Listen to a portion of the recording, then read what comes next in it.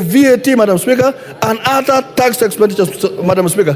There is no need for finance bill to raise about 340 billion, and at the same time, we lose another 400 billion on tax expenditure, Madam Speaker. So you want to collect 300 and you want to spend 400. Madam Speaker, what is the logic? We must seal the loopholes so that the money that are being fictitiously claimed under VAT, Madam Speaker, can be able to be recovered so that we can be able to put in our programs, Madam Speaker.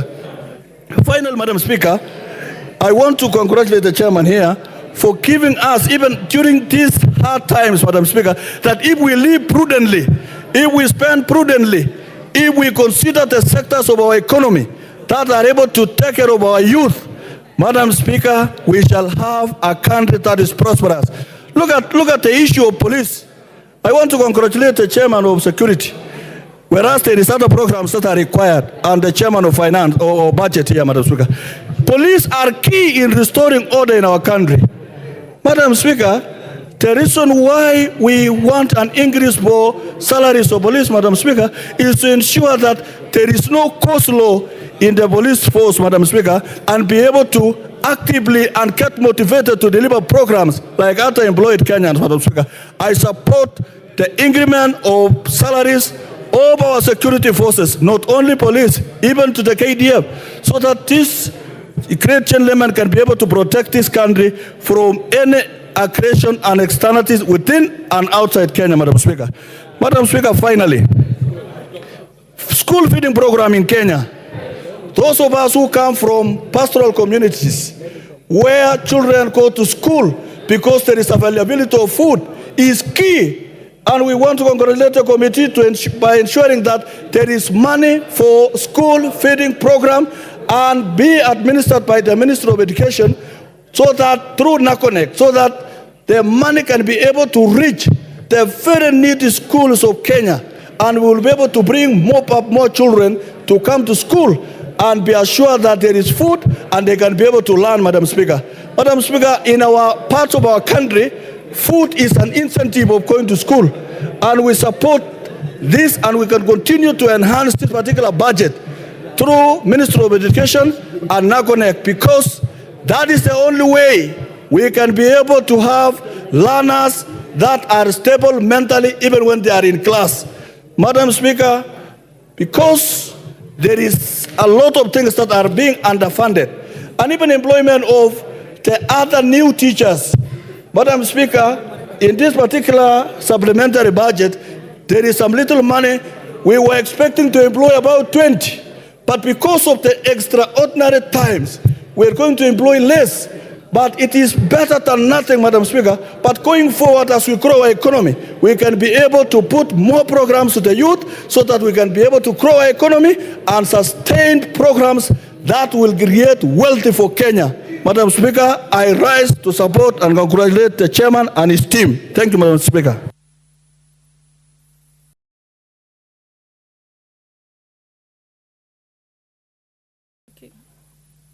The Honourable Member for Tigania West, Honourable John Mutunga.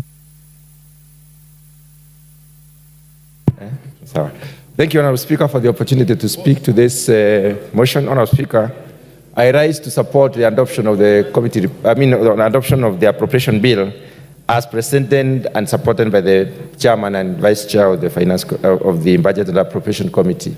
Honourable Speaker, we all know why we are here, and we all know how we got here. Honourable Speaker, this is one of the most popular documents in this House. The last appropriation bill, Honourable Speaker, I had an opportunity to second, and I remember seeing very clearly that I hope the finance bill will be as much supported. Honourable Speaker, the appropriation bill comes in to show how the resources have been shared and what expenditure lines have been recognized in order to run the government as well as cost development in this country. Honourable Speaker, listening to the chair of the Budget and Appropriation Committee, he took some time to highlight some of the key areas that the budget has focused. And we are grateful that, Honourable Speaker, especially in the education sector, we are going to absorb the interns because those children have been waiting to be absorbed for a very long time, and the hopes were dwindling based on the fact that the finance bill was rejected. Honourable Speaker, allow me to speak a bit about what I heard my very respected chair say about agriculture. Honourable Speaker, if we are keen to revisit the Industrial Revolution, if we really minded as a country to visit the Industrial Revolution did not just occur. Industrial Revolution was basically was planned and very well calculated. Honourable Speaker, all the countries, most of the countries in this world have actually grown from agriculture. The fact that agriculture contributes a significant amount to the GDP tells us that there is something that we have not done so far as a country, and there is something that we have not done so far as Africa. Honourable Speaker, what basically happens is that we needed to organize our agriculture. I remember, Honourable Speaker, we took it up from the colonial masters and continued to cultivate land based on the potential of the land, instead of subdividing land into an economic units and then hand a settlement plan like the current president has. The plan of housing, affordable housing, if we started with a program of affordable housing that time, and then we settled people in urban centers, we would have had sufficient arable land to cultivate in this country. And that would also have led to investment in aggregation. Honourable Speaker, right now as a country, we must be deliberate as a country. We must focus on how do we make small land, because the greater majority of our people are smallholder farmers. If they are smallholder farmers, it means their production is limited, it is also small, and I want to say, Honourable Speaker, categorically, that small is very expensive when it comes to production. So what we need to do as a country, we need to reorganize our investment. And in reorganizing our investment, we need to focus a lot more in making small land. And we can only make small land by having very serious cooperatives in this country.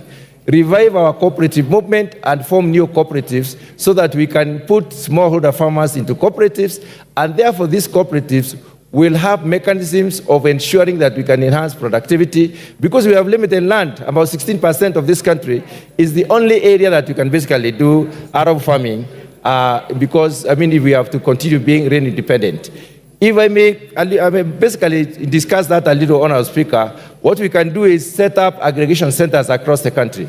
We are not investing in that aggregation centers significantly. If we were to invest in aggregation centers, it means our farmers, therefore, would take their produce to the aggregation center instead of selling the same day. Farmers of this country, Honourable Speaker, have not invested in storage. Since they have not invested in storage, it means, and they are rain dependent, it means that immediately they harvest, they take their produce to the market. So they all meet at the marketplace and then drop the prices of the goods themselves. So at most of the times, they sell at below the producer price. So what happens? We milk them clean. They basically pay us to consume their food. In order to turn that around, we need to invest in aggregation. And once we do that, then we have to invest in the adjoining infrastructure, or supportive infrastructure, to be able to carry these goods, or rather the produce, to the market. Secondly, Honourable Speaker, we need also to think about what we have aggregated in terms of the quality, in terms of how clean it is. So we have to do the cleaning, the sorting, the grading before we can even store for long. Honourable Speaker, if we can declare volumes, large volumes to the extent that we can move into processing, then we will start creating the jobs that our youth need. Our youth in this country have a point when they say that they do not have jobs. As people who are in the policy making now, we need to think of how can we create jobs. The easiest way to create jobs is to embark a lot more on agricultural production and productivity, and therefore aggregation, which will lead to transformation. And that transformation will create very many jobs in this country. Honourable Speaker, agriculture is not very interesting and is not taken up by youth a lot. And the reason is that it is laborious. The youth of this country can take up agriculture if they were allowed to have mechanized agriculture. And we cannot mechanize a lot on smallholder.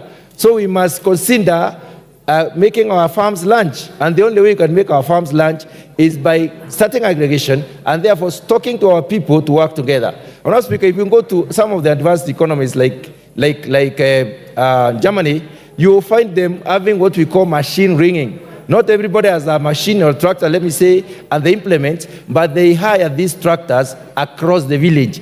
The production villages, agricultural production villages, produce together. In other words, they prepare their land together, they plow together, they harrow together, they plant together, and therefore they aggregate. And thereafter, they set up a factory to process what it is that they aggregate.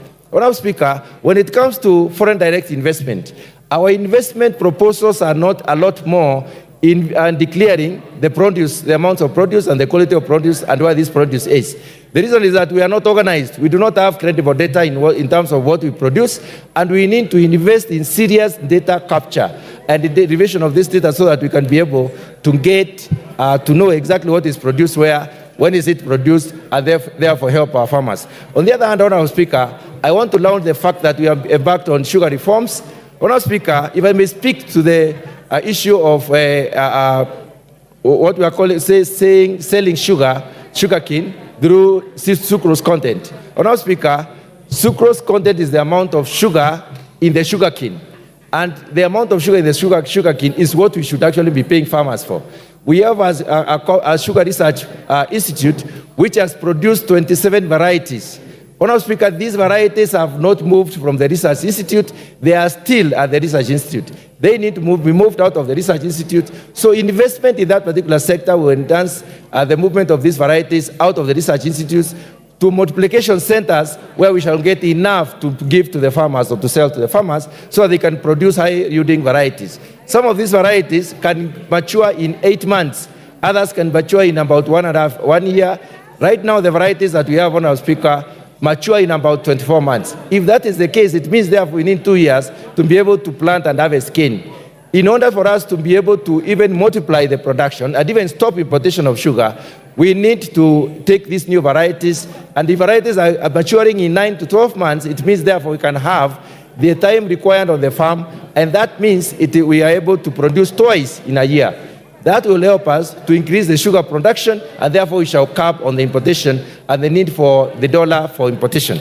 That way, the CTUs become very, very useful. That is, selling sugarcane with due respect of measuring the sugar content. Honourable Speaker, the varieties that have already been produced by the Sugar Research Institute are very high in sucrose content, and that means we can therefore go the CTU way. And that is, we have investment in CTUs in about 11 of our 15 processing plants. We need to invest in those others, and then we need a policy direction where we will be able to basically now process the sugar, weigh the sugar or sell sugar in terms of sucrose content. Honourable Speaker, investment in agriculture is the way to go, and many other countries went that way. Why not Kenya? I think we need to reorganize ourselves and be able to create jobs. It is easier to create jobs in agriculture than most of the other sectors, and it is also one of the sectors that has got 4 times ability to reduce poverty and ability to also ensure food security. Honourable Speaker, I support. Thank you very much. The Honourable Member for Honourable Nyanza, you've removed your card. Okay, the Honourable Beatrice Elachi, Member for Dagoretti North. Thank you, Madam Speaker. Madam Speaker, I also rise to support and to appreciate the committee in what they have done. I know it has been the most toughest months that we have gone through, Madam Speaker, but also to appreciate just the last speaker, who I would have wished would have been the nominee for agriculture. But to say that, Mr. Speaker, as we look at the Supplementary Appropriation Bill number 2, how I wish, and I want to thank Chair, that we now need to look at ourselves and reflect, as you said, in terms of our own resources. We now need to relook and reflect on the overlapping streams that we have, Madam Speaker. Those that we know are functions that can be put together, and we just have a function that functions well.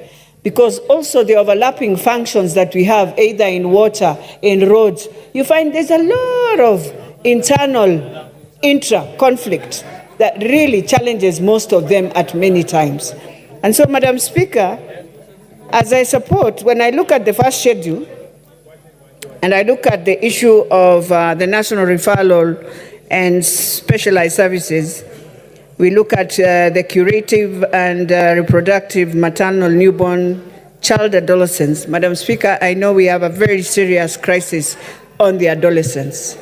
And this is one thing we need to look at it clearly and to see how do we support schools, Madam Speaker, to ensure we have wellness and skill lives in schools that will help the adolescents that we are finding ourselves with a lot of challenges, Madam Speaker, early pregnancies and many other issues that are affecting our adolescents. We need to think through. We need to take agriculture as the main pillar for rebuilding our country, Madam Speaker. And this we have to do deliberately, that we must ensure even young people, if we are able to give them incentives, Madam Speaker, for them to be able to engage in this agricultural sector, that they are able to go even and bring in value-added addition machineries, which we don't need to tax, but to assist them to bring them in duty-free as long as they prove that they are coming to do work in the agricultural sector, they are coming to add value, they are coming to take land that is idle and deal with it. Madam Speaker, if we don't do that, we will be lying to our young people that we have white-collar jobs, which I know we don't have. But there is a way we can create different incentives to create more skills, Madam Speaker. And we can see even in the appropriation bill, there is on vote R11, I think it's 51 to 52. I think it's 51, Madam Speaker, that brings in now the issue of film development services, youth empowerment services, and this is one thing that we need to really emphasize, Madam Speaker. How do we create that incentive so that we can ensure young people are able to create their own jobs? They are very good on intelligence, they're very good on AI, Madam Speaker, artificial intelligence, and we need to see how we support them. And in supporting them is knowing very well most of them are still looking for jobs, and therefore we cannot push them into that bracket of also trying to force them to buy things the way they are, Madam Speaker. Madam Speaker, in the crisis that we went through, I thought we shall reflect as members and ask ourselves, how do we come back with dignity and make Kenyans believe that we can bring in a good budget, a budget that can be trusted, but also that can be monitored? And how do we ensure we spend our monies well? You see, Madam Speaker, as much as we are pushing monies to roads and all that, you find that we will always do that, fine. But we must go beyond. We must agree to have most of our highways on a PPP, so that we deal with it once and for all. And you know you have a good road, Madam Speaker, that will work, and you save the monies to now go and do other things to pay the debt that we are talking about, Madam Speaker. In terms of the women, when you look at the vote R1176, it talks about the amount required in the year ending 30th June 20 for recurrent for the State Department of Micro, Small and Medium Enterprise. Madam Speaker, the Women Fund, it got lost somewhere. Where we were in the last 10 years, when you put today, you can't understand whether women are able to even continue borrowing from the same fund. We need to go back and request the president that this fund has to come back and be in two ways. One, you can apply digitally, but it should be administered by meeting the women one-on-one in their groups, Madam Speaker, and you are able to give them their check, and you know that you can follow up and understand what they are doing. Then digitizing the whole process, Madam Speaker, and you find you can't even see who is the beneficiary, how is the country benefiting, do we find ourselves gaining or losing, Madam Speaker. Madam Speaker, we come now to health. And I know the community health workers are all waiting to see. Just the same way we have ensured the interns have gone through, Just the same way we are ensuring the JCC teachers, Madam Speaker, our community health workers, and I want us to really focus on this universal health, Madam Speaker, even to look at, even as we move. I know many people are fighting SHIF or NHIF, but it's one thing, Madam Speaker. It is for us to decide and see what is best for any Kenyan as an insurance of health. And Madam Speaker, it's important for us to really get out of waste. Let us look at what we normally say it is waste. And you know, Madam Speaker, waste is that these small things we do without knowing we are wasting. And when you put together their finances, you find that you've really wasted. Madam Speaker, in the education sector, I want to tell parents that you need to look at how the new model of funding of university is.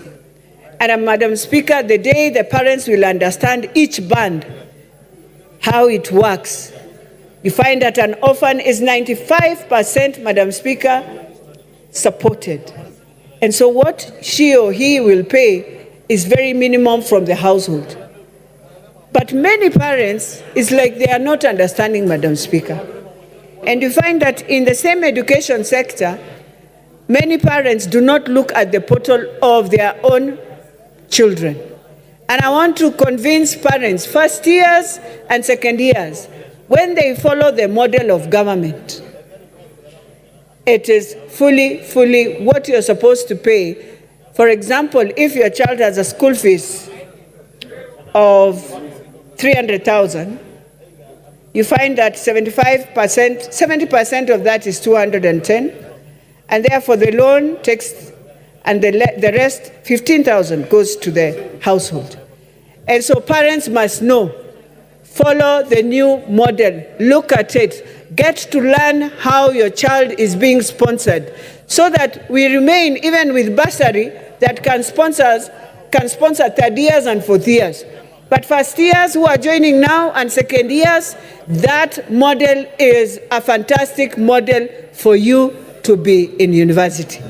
The students we should be worried about are students going to college, are the ones who we are supposed to get worried.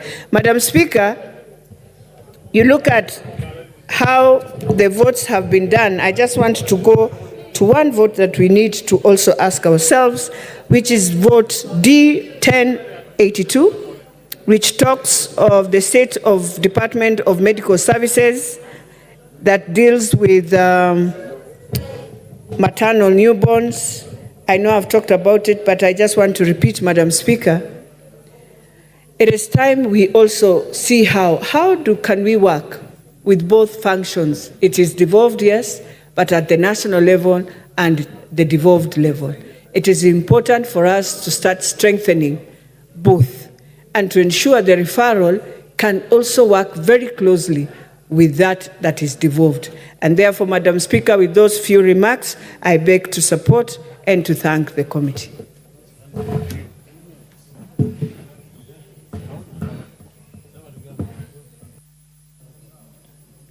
Honorable Member for Busia, Honorable Catherine Omayo.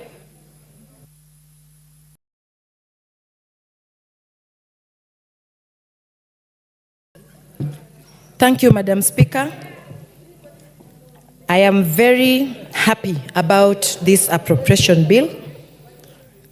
The range of choices available there has prioritized what matters. For the first time, if we stick to that, Kenya will live within its means for some time, for the sake of development, for the sake of our children in school, and those children who live in ASAL and semi-arid areas, and floods, places where we have floods every time frequenting.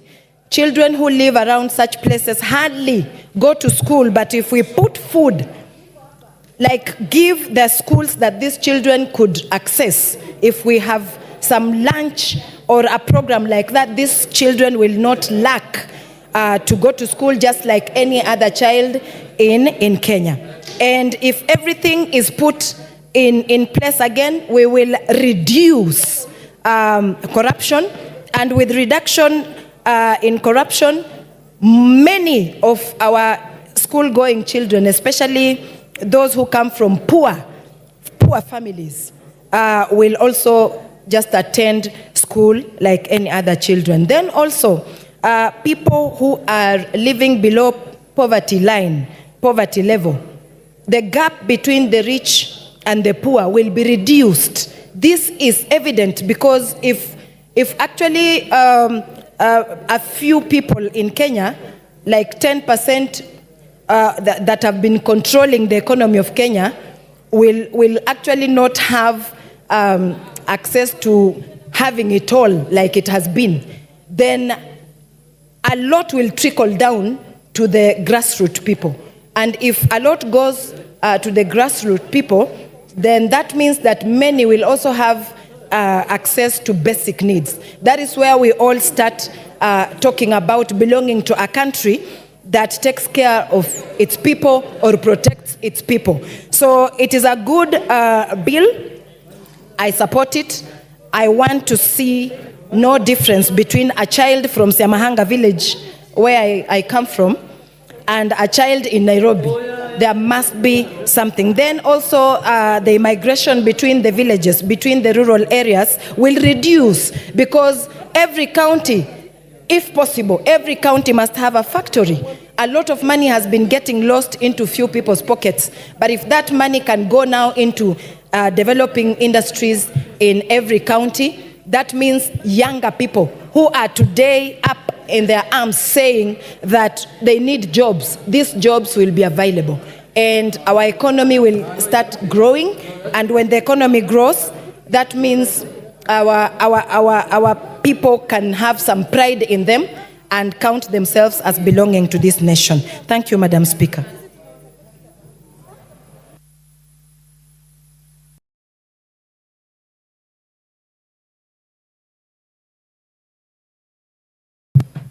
The Honorable Irene Mayaka.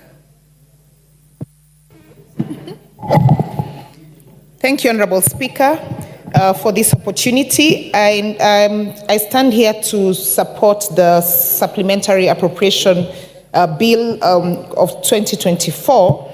And the reason why I am doing that, Honorable Speaker, is first because of the obvious austerity measures that are being put in place to ensure that not only do we, as a country, ensure that we are not having spillage of funds, but also that we are ensuring that we are cutting out on expenses that we believe are not exactly necessary right now. Honorable Speaker, I just want to highlight some of the things that are in this particular supplementary that I like.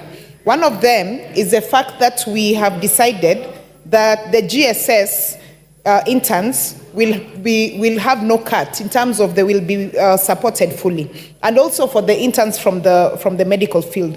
But Honorable Speaker, one of the major concerns that I do have, we live in a country where 78% of our population is youthful. But when you look at the allocations for monies that have been put towards the youth space, it brings a lot of concern. Honorable Speaker, even in this particular parliament, we do not have a department that is specific to youth-related affairs. Youths are treated in this country like a by the way, and we really need to look at how do we change that as a country. Honorable Speaker, I did hear the Chair of Budget speak about the fact that 47 of the sagas have been denied monies, and therefore they are going to be reallocated to the others, so that we are able to also just reduce the duplication that there is in this country. And that, Honorable Speaker, I want to agree with that, because we have too much duplication going on in this country. And we need to find a way where we are able to centralize some of these functions to be able to have them allocated to one particular place. Because, Honorable Speaker, it doesn't make sense when, for example, in terms of national government, you have an auditor for each and every department. Ideally, we should have the audit committee based on one place, so that when we are doing internal audits, then the people who are from this particular audit department will be able to just do audits for all the departments. That happens, Honorable Speaker, in most private sectors, You will never find, for example, in a bank, that a department for trade, a department for retail banking, for wholesale banking, each of them has their own auditor. They only have one audit department that is able to then be distributed as per schedule to all the other areas to be able to work. That is one of the ways that we as a country can be able to save money. Honorable Speaker, I did hear the chair also speak about agriculture and some of the measures that have been put here. And Honorable Speaker, I would really love for some of the people who are engaging the chair to stop engaging him, because he needs to listen to some of these measures that we are putting in place. Honorable Speaker, for example, we are talking about cost cutting. In this day and age in our country, in Kenya, we still have instances where our large-scale farmers are using old traditional agricultural methods. And yet we have countries like even our neighbor in Rwanda that use the drone technology when they're doing crop production and they're doing tests to see whether or not the large-scale farms have issues by drone technology. Why wouldn't we do that in Kenya? Because that would actually enable us to save money. Honorable Speaker, we need to stop being scared of going the technology way. Because the technology way in a lot of these departments would be able to enable us to save money. The other thing, Honorable Speaker, for example, if we had really good technological interventions within this country, even in the offices of the MPs, if, for example, like I see in the CS offices where they have the Huawei digital platform where they can be able to have their meetings there, if we did have that, then we'd be able to save so much money. Honorable Speaker, the other thing that we need to speak about in this country is corruption, budgeted corruption. Because there's a lot of embezzlement of funds in terms of budgeted corruption. By the time we are asking different departmental committees to give us their budgets, have we been able to actually go back and check against their performance contracts? Were they able to even deliver what was put in their performance contracts? We don't do that. All we do is that we treat this whole country as a cost center. And the reason why I say that, Honorable Speaker, is because you will rarely ever see, when you're having departmental committee meetings with the different ministries in this country, never ever will you see a departmental committee come with a document telling you how they're planning to make revenue, how they're planning to raise revenue. Honorable Speaker, this takes me back to something that the Right Honorable Raila Odinga really wanted for this country. He once said that as a country, we should have one product per county. What that meant was that every county would be able to focus on a specific product, be very good at it, and actually raise revenue within their own streams from that. Those are some of the austerity measures we should be talking about as a country. We should be talking about, now that we don't have a finance bill 2024, and everybody is giving excuses why we cannot do any development because now there's no money, because we are depending on taxes. Why are we not, as a country, thinking of how else to bring up innovations and investments for us to be able to raise money? Must it always be that we are raising money from taxation? I'll give you an example, Honorable Speaker, of the Ghanaian government right now. They have really focused on investment, an investment-driven government, for them to be able to actually raise money from other sources other than taxation. And I think for a country, that's the direction we should be thinking. Honorable Speaker, having said that, I just want to support this particular bill. It's a first of its own, where we are reducing expenses. We are taking things in the right direction. But I also, just as I conclude, want to invite us to start thinking outside the box and really start thinking of how we are gonna drive the economy of this country from where it is to a better economy, by actually looking at ways in which, as a country, we can begin to raise money on our own. I submit.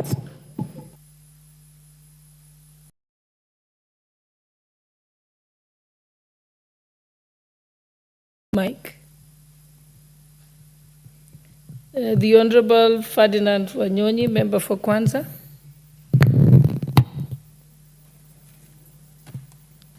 Madam Speaker, thank you very much for the opportunity. And I take on the very onset My position is that actually this appropriation bill, number 2, 2024, is a very unique one, Madam Speaker, noting that it's come before the bill itself, the financial period 2024-2025. In all sense, I think it's a very unique approach, and it's just because some people were not happy with the bill, and so it was rejected. And my take is that I think in this appropriation bill, I also want to take this opportunity to thank the chairman who has done a very good job, and I want to say echo to him, because first and foremost, he actually appropriated the funds to agriculture and health. In agriculture, I think the thing that actually very impressed me is that first, we're going to have the fertilizer subsidy, which is about 7.5 billion. And I hope and pray that it'll be there on time, so that they can be able to have our farmers access the fertilizer on time. At the same time, Mr. Speaker, the fertilizer is also going to be, and I hope and pray that the department or the Ministry of Agriculture on the importation of this fertilizer be done on time, so that it can be able to have it ready when the season of planting is there, so that it's there, and at the same time, after planting, we hope and pray, Mr. Speaker, that there will be also top pressing a fertilizer on time. Because this season, I come from Trans Nzoia, and farmers even were coming to me as if I'm in the Ministry of Agriculture, but because I'm in that Committee of Agriculture, and they were asking why the fertilizer was not on time. Secondly, when we finished, the top pressing fertilizer was not even there. So I want to thank the committee for having come up with this, and there is a hope and pray that we'll have fertilizer on time, including, of course, top pressing on time. Secondly, as we go on, the fact that in agriculture, again, you have got money appropriated to import the milk coolers. Mr. Speaker, the milk coolers are very important for our country. First, it will encourage farmers to be able to do dairy farming, which, of course, as you know, we are in a tropical country, and therefore dairy farming is actually very appropriate here. And at one time, I was in the Middle East. Those days when I was working for Kodak, you would go to the Middle East, and when you go for breakfast, you'll get milk from this country. But today, you go there and find that when they serve you, you find milk coming from Uganda. Then when did the rain start beating us? I think the milk coolers that you are having are not just for the sake of it. I think they are going to encourage farmers to do dairy farming and be able to have enough milk for exportation, both milk powder and even in liquid milk to be able to. So this again, you have given some money to be able to import the milk coolers, which I think is very, very important, and I think I want to say congratulations. Then, of course, we have money, which again, that the Minister of Education, again, the Minister of Education has been given money, the feeding program. That encourages, because some areas, Mr. Speaker, you find that children are not even encouraged to go to school because there's nothing in school. They would rather stay at home and drink water than going to school, maybe some 5, 2 or 3 or 4 or even 3 kilometers away, and there's no feeding program.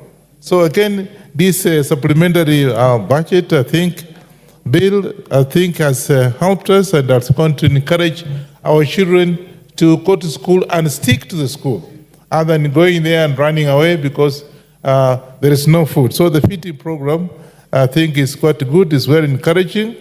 And of course, CSS, again, from what the chairman has just read, is that they are going to be paid So again, there's an encouragement of those who actually have finished training as teachers, and I think will be paid for their services, and that was actually lacking, including, of course, the Minister of Health. Again, that again is something that this supplementary appropriation bill has again taken note and going to be able to pay for that. More important, Mr. Speaker, is that we, you know, when the original bill was cut, people actually made very bad remarks. We lost actually electricity because you had been located, I think, 52 million shillings by every constituency for rectification in the rural area. Imagine that gain went, and you have not revived that. I hope and pray that during the year, as we go forward, we'll be able to locate a few coins to be able to have electricity actually in the rural areas, because we had 52 million shillings in every constituency. Again, that was thrown away because the bill was rejected. Same thing with the CDF. I think we also lost some money, but never mind. These cuts, I think, are going to help, because some of them is because, again, Mr. Speaker, it was actually appropriation of some of the funds. You will find the ministry has 2 or 3 departments, and of course they do the same thing. You find duplication of services, which again is something that I want to say. The cuts that are in the ministry is not for nothing. It's because I think the committee looked at some of the departments and ministries are actually a duplication of services, and therefore that again is going to help save some money for doing other important projects and reallocate the funds elsewhere. So, you know, I think the taxations actually that people complained about, I think, have been reduced. And I hope and pray that when we pass this appropriation bill, supplementary bill, we hope nobody can raise his finger complaining that this budget has again been reintroduced after being rejected. And therefore, I think, as far as I'm concerned, this is a very good supplementary budget, appropriation budget, and I hope and the bill will be going to see the light of the day at the end of it tomorrow, whatever it is, so I can be able to move forward.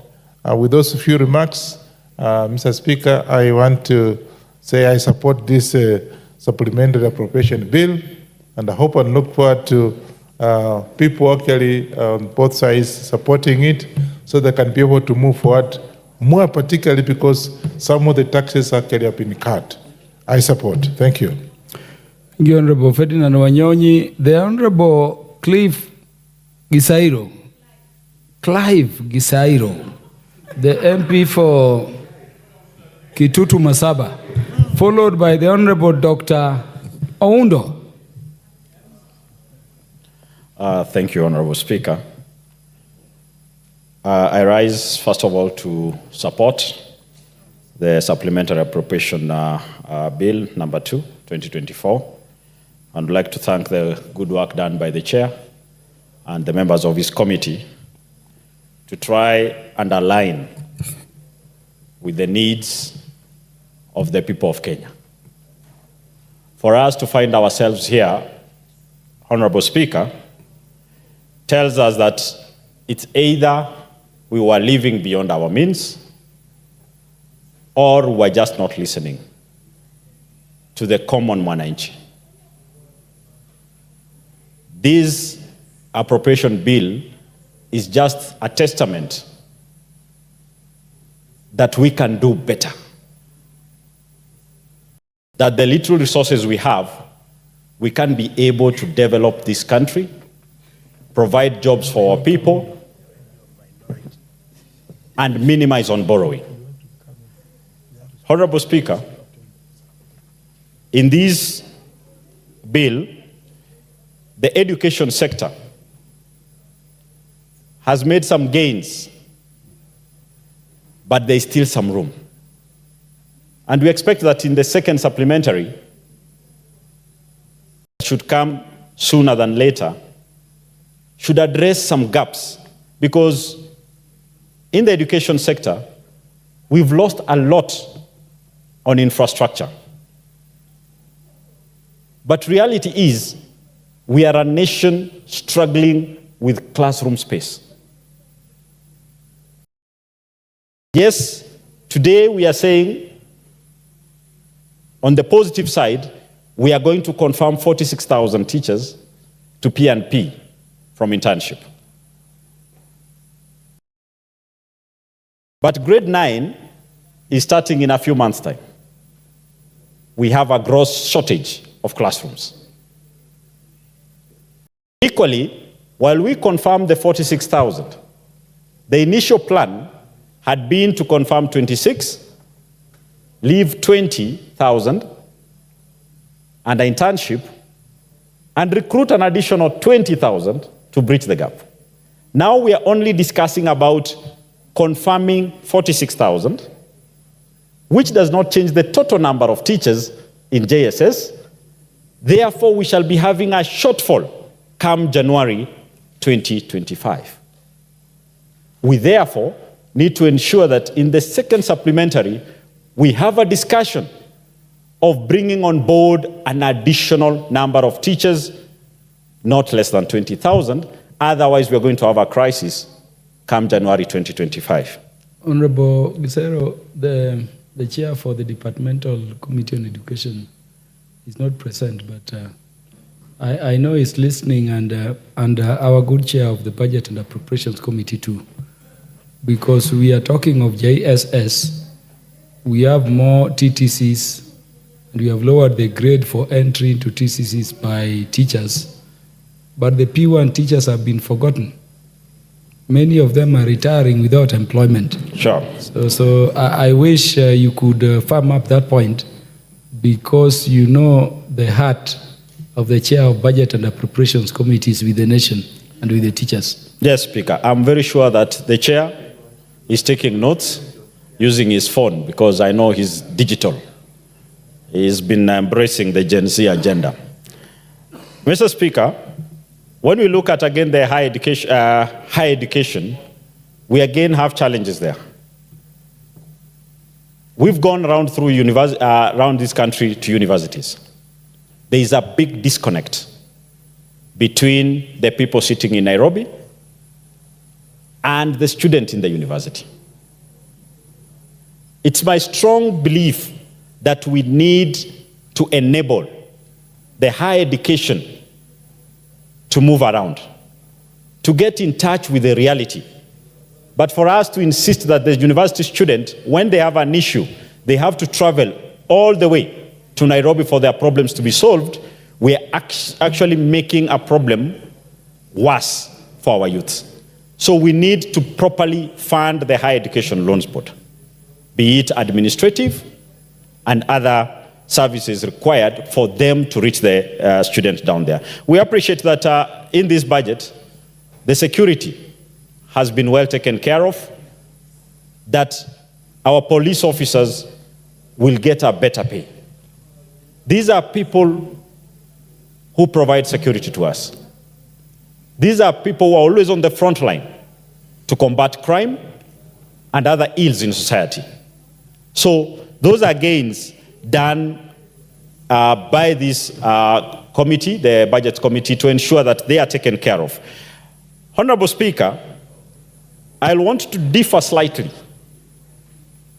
on the common assertion coming from some members who've spoken here that repeatedly that CDF lost 30 million. CDF lost 30 million.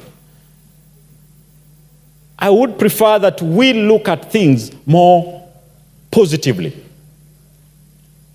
I don't believe CDF lost. These are hard times, and everyone had to take a hit. Mr. Speaker, what we need to be telling Kenyans is the current amount we are getting into constituencies. How much has it done? How prudent can we get to ensure that the little we get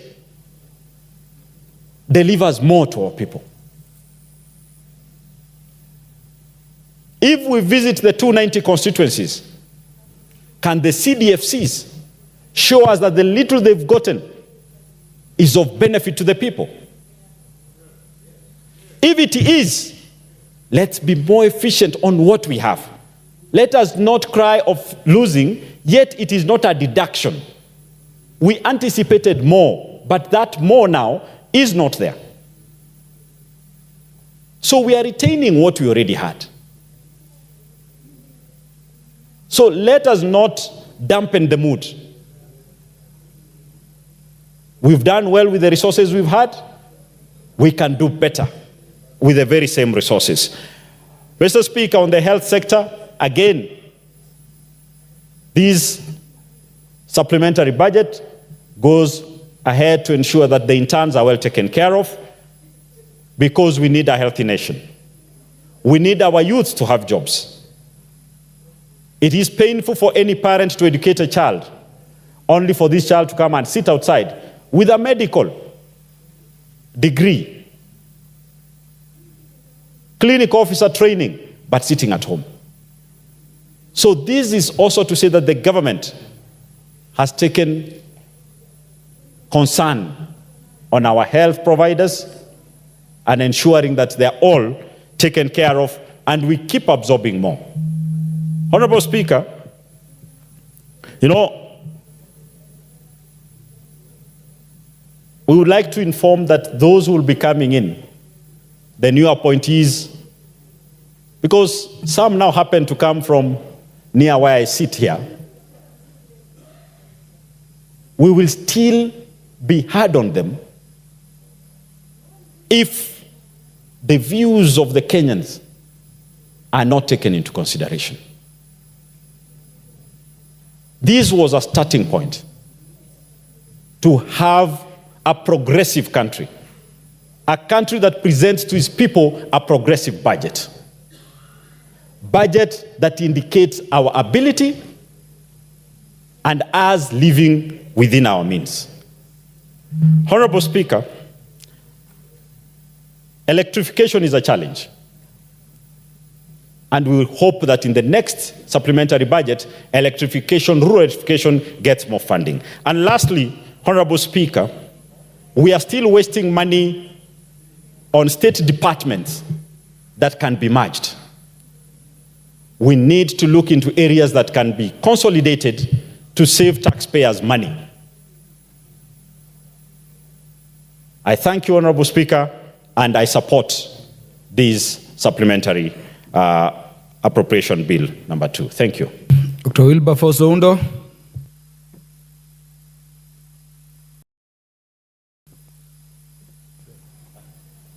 Thank you, Speaker. Let me also stand and make my few comments on the Supplementary Appropriation Bill 2024. Honorable Speaker, we find ourselves in uncharted waters, unprecedented situation that we find ourselves in. This is the first time probably in Kenya, and could be in many parts in this world, where a supplementary budget is prepared before you even implement the main budget. And Honorable Speaker, we find ourselves in this situation simply because we refuse to listen to the people of Kenya. We find ourselves in this situation because we refused to govern for the benefit of the people of Kenya. There were signs all along that things were not well. Yet we remained adamant, believing that we have the power of the barrel, we have the power of the gun. We will beat everybody into submission and get ourselves here. Honorable Speaker, naturally, we have to approve or second the supplementary bill to enable the country move on. Otherwise, without it, then the government will shut and everything will come to an end. and it's the rural people, it's the Kenyan population that will suffer. But, Honorable Speaker, we support the bill, knowing very well that this is going to slow down the economy. We support the bill, knowing very well that this bill is going to lead Kenya into a terrible recession. We support this bill, knowing very well the little gains that we ever made, starting from the day of President Emilio Mwai Kibaki, are going to be rolled back drastically. Honorable Speaker, in a country, in a third world country like Kenya, where the government plays an important role in the locomotion of the economy, when the government is not spending, there is no economy. There's nothing that will grow. And that's why, Honorable Speaker, if you read various commentaries, be it by World Bank, EFD, IMF, they have a very glim view, a very negative view on the economic growth of this country in this calendar year, simply because they see there's no possibility of any economic impetus that will allow the economy to move. Honorable Speaker, when you look at this document, this supplementary, it is all about cuts, cuts, cuts, and cuts. The most interesting thing, Honorable Speaker, and this, we need to ask ourselves very hard questions as a country. Honorable Speaker, there are serious cuts in development. So the obvious question many of us are asking, and Kenyans are asking, does it mean the staff employed in these state departments, in these sagas, in these MDS, will simply be walking to the office, sit, read newspapers, go to their social media, and do nothing? Because without any development funds, Honorable Speaker, what do you do with the engineers that the chair of the Budget Appropriation Committee has talked about harmonizing them? What do you do with them? What do you do with the water engineers, Honorable Speaker, if you cut an entire, about several billions in the water harvesting program? So what do the civil engineers in the Ministry of Water do? Do they simply sit there, go to social media? What do you want them to do, Honorable Speaker? Because, Honorable Speaker, you cut 2-point-something billion on technical, vocational education and training. Yet, Honorable Speaker, the hallmark of Vision 2030, MTP3 and MTP4, was to equip Kenyans with skills to ensure that they participate in the manufacturing sector. Honorable Speaker, so what are we going to do to achieve the target 15% GDP contribution from manufacturing if we do not invest in skills acquisition, Honorable Speaker? Are we really serious in what we do, Honorable Speaker? Honorable Speaker, I would go on and on, but Honorable Speaker, the massive cuts, Honorable Speaker, in the education sector means, therefore, even the school infrastructure is not going to be there. We're not going to have money for school infrastructure. Yet by 2026, Honorable Speaker, we are expected to transition to the new education system as they move into the senior secondary. Even by next year, Honorable Speaker, many schools in rural Kenya do not have classrooms for grade 9. What are we going to do to house these boys and girls who are so fired up and energetic enough, they want to go to school, Honorable Speaker? What are we going to do? Even when you go to the current sector, I want to spend a little more time in education. You find that a whopping 10 billion, Honorable Speaker, has been taken away from teacher resource management.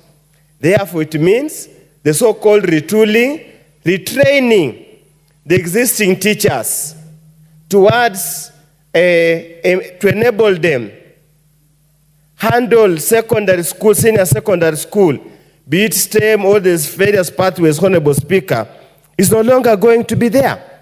So we are going to limp through. We'll get teachers who are ill-trained, who are ill-prepared, Honorable Speaker, to manage the affairs of that particular category. Honorable Speaker, it is indeed a sad event. Honorable Speaker, many of us wonder, recurrent expenditure again, secondary education, 5 billion chopped off. Is it capitation? Is it quality assurance? What are we talking about? Primary education again, Honorable Speaker, another 1.9 billion chopped, reduced. So how, if we can't invest in education, Honorable Speaker, are we killing these generations permanently, or what are we doing? Honorable Speaker, as I say, many times I've never supported supplementary, but I just want to appeal to the Chair of Budget and Appropriation Committee. If there is going to be any change of fortune in terms of the projected revenue, if we are going to achieve that revenue, we must go back and revisit this particular appropriation bill. We must go back, Honorable Speaker, and revisit the bill, the act, completely. Because as it is now, we are literally grounding the government to halt. We are grounding the entire economy. We are putting the entire economy to a standstill, Honorable Speaker. We will be unable to do anything. Honorable Speaker, as I conclude, and this probably when the Chair of the Budget Appropriation Committee is responding, I have my tribulations. National Administration, we have a cut of 6.6 billion on the General Administration and Support Services. We need to know what has been reduced. Is it salaries to buy equipment? Is it salary to support general operations of the National Administration system? And if that's the case, how does it relate to security and security situation now that we're not going to create jobs? And if we don't create jobs, an idle mind is the devil's workshop. Honorable Speaker, as I conclude, we must also understand what's the purpose of passing an appropriation bill, yet the Treasury does not disburse the money. When you see the departmental committees, the PSS and the state corporation continuously lament that 30 to 40% of what is appropriated is never disbursed. We are running a broken system. As we support, we must go on record, we are running a rudderless and a broken system, Honorable Speaker. Thank you, Honorable Speaker. Thank you, Honorable Dr. Undo. The Honorable Cynthia Muge, attending to some state duties. The Honorable Charles Ngusia. Thank you, Mr. Speaker, for this chance and opportunity to add my voice on this important, unique, and in fact,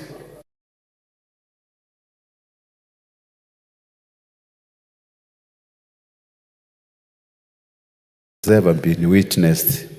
Mr. Speaker, I want to thank the Budget and Appropriation Committee, of course, for the work they have done. This year, they have had to contend with doing 2 appropriations bill in a span of less than 4 months because of the historical happening we witnessed recently in our constituency during these Gen Z activities, Mr. Speaker. Let me support it, but with a lot of reservation, Mr. Speaker.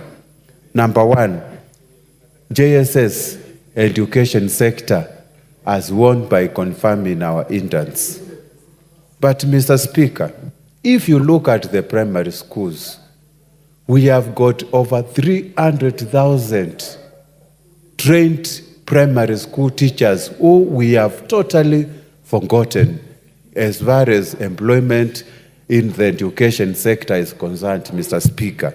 Where are we condemning these 300,000 P1 trained teachers, Mr. Speaker? That is an aspect we need to look very carefully, Mr. Speaker, going forward. The other issue in the education sector, while we appreciate the CDF is remaining constant, and let us stop misleading this House, CDF is going to remain the way it was since the last financial year, Mr. Speaker. I would like us to focus on the issue of infrastructure in our technical institutes, in our universities, in our primary schools, in our secondary schools, Mr. Speaker. Now the sector has hugely been affected, and we are going to witness what we call crisis in the education sector because of the 5 billion budget cut, Mr. Speaker. Mr. Speaker, on the issue of agriculture, that is okay. We need to give our farmers fertilizer so that the productivity in that economic activity union can actually be improved. And the issues of course, Kenya coffee farmers getting more funds will be good. The issue of milk production, Mr. Speaker, which is an essential community in our community, Mr. Speaker, is going to benefit on that. Then, of course, another winning sector is the security. The police officers will be rewarded by salary increment, Mr. Speaker. But, Mr. Speaker, based on the unfolding in our country, I suggest our president, even the budget and appropriation committee, the housing levy we are now paying. Why can't we take this money first to go to police officers, make them good housing units instead of actually going commercial way? Let us invest this money first of all in improving the public houses we give our civil servants, Mr. Speaker. Then we can generate into economic activities, Mr. Speaker, we are going to witness. Of course, the budget of school feeding program has been retained, but this should be universal. Children are being discriminated, especially the areas which are regarded as not marginalized. Like my constituency, I don't have an existing feeding program. We need to feed our students and our pupils all over the country without discriminating them, whether you are coming from a livestock or another community, Mr. Speaker. So I think going forward, the next financial year, we need to put what we call feeding program in all our primary and secondaries, especially primary schools, Mr. Speaker. Mr. Speaker, now, the country doesn't need austerity measures. What country needs is economic stimulus, Mr. Speaker. When the government is not spending, there is no economic growth, Mr. Speaker. When we are witnessing the rising issues of interest rates going up instead of going down, the economy is not going to recover. When we are experiencing political instability,